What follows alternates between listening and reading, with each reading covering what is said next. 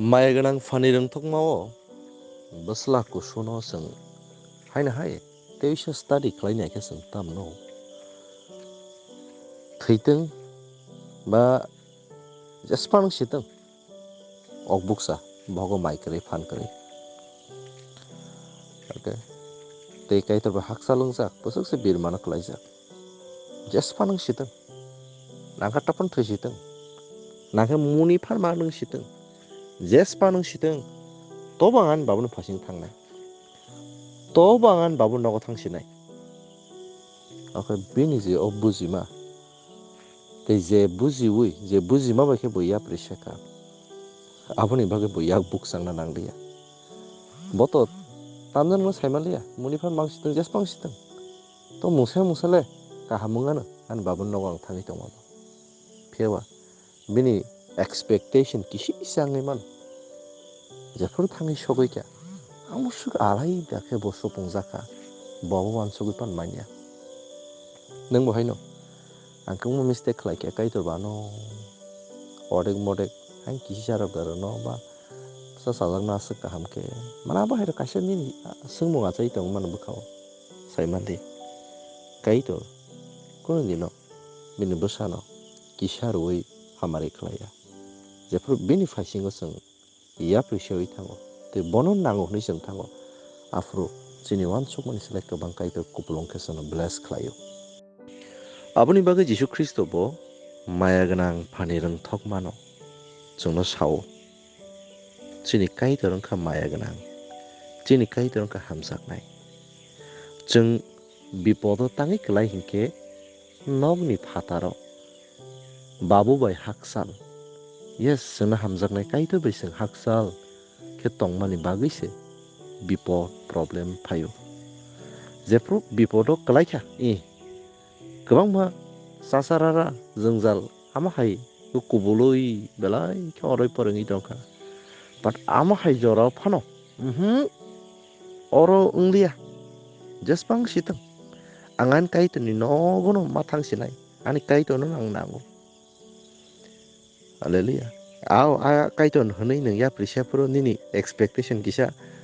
अबेसली चाया खाके कैसे किरिमा लासिमा मोखां पायांगो दिनै आबहाय नुगजाव बर न किसासो मुसासो तुमाखो मिस्टेक खालायो मोखां पायांगो हायखोबा एसे तानजोनि पजा हायङै थांबा बागै गिर्जाराव थाना नाया माने चार्चराव थाना नाया फेल'सिप रौ मानजाना मोसं जायगा असो आमहाय सुरि पान्दा बाइबेल स्टाडिया बाहेरायावबो मोखांते फुङाव मोसं जायगा लासि थ्रे थ्रे जागो सयतान बाबो नायो नों जेसे खेफानो आमहाय फेल'शिप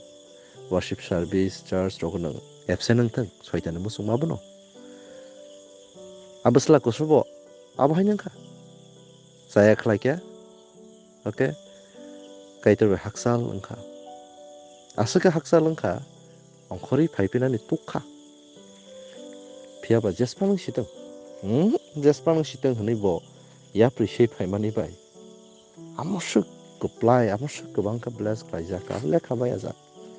दाबुक सेम नों बाइबेल स्टाडि बायदिफोर चालना थांनाय ओके तेबो आ जोंजानो नोंखौ बोलैनाय जेफोर चार्च बाय हाक सालनाय जेफोर सुरि पान्दा बाय प्रेयार कायतर बाय हालक गैरैनि नों तेबो हाक सालनाय सयजानते फान माननाय तेबो नन अराय पराय खालायनाय आबुनि बागै साया खालायहनि ताखारदि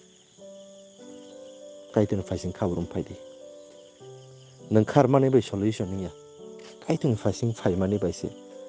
कायत बेबा सल्भ खालायनाय आफ्रुका फानकताल बायखे नोंनि एप्रिसियावै हायनो हाय कायतन मुंनाव नों कुसु खालाय मानफिनाय अ बोसला कुसु बुफानि नगो तंफ्रो टाइम टू टाइम माचाओ ओके तै बेबार नायखल जागै तंमा बागै मोजाङै नायथ'गै दङ बा जेफ्रु बुफानि नगनि अंखरि फायखा आचुम साखे रां गोबां याको सक पायखा ओके दिन बर' बाहाय न किसिजा दुइता सानदे मिस खायबाय इनकाम तासे एक्सट्रा आंखाबलै ओके आ फेल'शिप आरो आंखाय खालाय तंहांके अ सामुं खालायखां रांला मा खामु फेल'शिप किसे मिस खायखा चार्च किसे मिस खालायखा आबाय रां किसे याको सक पायखा आबायनो अबा हायके तेको एकदिन मिस खायके तेबो गोबां सक पाय होमब्ला Bosla kusu tamo bofa be kisa haksalang phayam baise pa jaga phali rangkangma manka tongkhu sukable ang agi babu nogo tongpura asuk rangya ko sus khlaya nanglia bra ka tabu babu tai o rangbai nang alai dekha tong mansi nai tin borok phai jago church sunday abono important relaya service worship service fellowship bible study important dia tangla jora bin samung a sangbai ranga jimano tongtu jakti mase extra income okay tamka bosla kusu asuk kebang maya pha sokpai man rang bufur paitang ka bosai malia nengbo tini kaitoro kring kaitor pai halok nare kya bible study church service worship service nang important dia ke income khai man mani aw abone avoid khai nang man khara bufur kumai thangno okay bufur zero jaga thangi soi nang sain mangla abone bagino bo phani nogo satrop ko ma tongmani abo mungsa bai sujak nai krai but babu kring nang rang tongya phao beba gana gini tongmano khom mungjagi tongke abo kirma singsa tang himale ar guardian krai maragnai krai malik krai ni bagai bufur kumai thang sai man slabia aboni bagino be careful nakasa drop ko tongdi to kaitor be haksal tangdi isisa extra ni bagai nang kaitor na avoid khayu mane no shaitan extra fan bai ke phai no luti wi okay tam khaibo khogo botharo sokomor sas khai khibune okay te kaisa kobang borokni buji mani bahai ke bujila hinke ang girja thayaka tam khaba charso thayake ang fellowship manjai ka tam khaba okay ang bible study manjai ka tam khaba ang nogo pore diba baiba ang nogo suri diba okay ngang bebang nogo ting tong ngang tam ni baga ang fellowship manjanai ba tamni baga ang girja thangnai ba church thangnai ba worship service manjanai ba bible study manjanai ba bujigla gabo ang busuk pailaya ang to personal thing dongle no nini personal nini kaitor ba thing tong abo thing naragdi phiaba elam bago je sajakani kokbo tapokdi koroksa korokni jepro kothumo Jisu Kristo ni bisingti Jisu Kristo ni mungoi ar kaitor ni presence tongo ar baithang kaitor tongo ar kaitor samung khlai hallelujah praise the Lord yes Jisu Kristo personal bini halok asu basa wini bo tam khlai pray khlayo kaitor be kok salayo kaitor bono kok saw a personal halok yes abun yagulo khon bo tam khlai okay kabang ma borok ni thani kothoma karna share khlayo kabang ma thayo thango okay atruglayo phanchak salayo kothoma kahmiya par tam nukja miracle hallelujah miracle nukja go yakung yakmaya nuk tamo himi mano mokono ya tamo nogo abage kabang miracle sang nogo hallelujah so abo haikeno just abo kaisa example not only example of Jisu ni practical life sang nukmani tabo nung abo hai kaisa gathering no avoid khlai tong mane no kaitor je teibu kwar kheno no bless khlai thangi tong mani maybe a jaga ni nang kar jaga mano abo simia koroksa nor khaba sar la di nei elam baga sajak mani nung saisung baga khaba sare manai ba je protek koroksa nana okay ni nangi tong mano